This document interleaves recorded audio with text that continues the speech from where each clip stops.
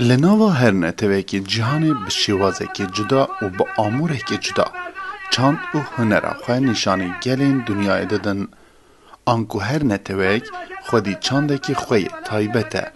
لناوا مکردان دجی ام خودی چاند و هنره که تایبتن که اوجی چاندا دنگ بیجیا کردیه. لعبدال زینکی حیانی دیگه ها دنگ بیجن مینار رسو، شاکرو، حسین موشی، ابراهیم نوروزی، حمید یوسفی، ایران خانم، نسرین شیروان، مریم خان، کراپت خاجو، شروع برو، کاویس آقا و بسدان دنگ بیجندن کنها کس جوانا دناوا مدا نمایه لی کس نوهاجی هنه که بوان را جیان کرنه اونها دناوا مدانه لی گلو وگه پیویست املوان خودی درکتنه او کسی که ام بحثاوی دکن دنگ بیج ظاهرویه.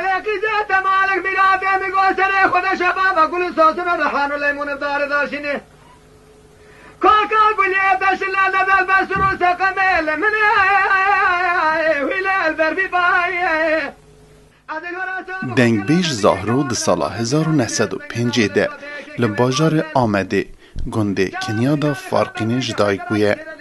زاروکاتیاوی لکنیا دی در بازده به او ده 15 سال یا خوده تاوی مالبات آخواه کوچبر باجار موشه ناوچه کوپه گنده پیرانه ده به. او جیوه که همی دنگ بیجن سرحده جدبستان افدال زینکیه. ظاهرو جنفشا دنگ بیجن وکر رسو شاکرو حسین موشیه. او هر سیجی چونه بردروانیا خوده و جوان ظاهرو وکر یادگاری مایه. روناک بیرین کردایین که دخوازن لسر دیروکا کردا لکولینه بکن دواره هنرا گلریا کردان ده خبات دکن دوه بزودترین دم بچن جموی و بیرو مجیوی ده چهنه تف برهف بکن که اوجی منایندن خزینه خواه بخواره نبه گوره. سنگه تفره منان میدان است به مال حمید بگی ملی گلو جاده من که تشبرا منا خل منی ویلی گلوسه وای.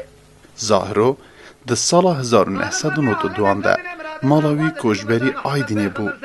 دنگ بیج ظاهرو باوی 3 و 7 لاوایه 59 سالا دنگ بیجیا گلی خواه کریه بسدان کلامو هلبستن چکرنه دما کوچبر آیدینه دبه زاروکنوی بچوک بون و ده خریبیه دا مروف گلک جاران سوری و زحمتی گران دبینه.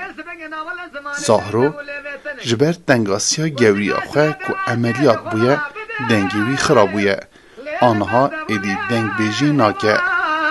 آخل ملو ملو آخل ورمه وای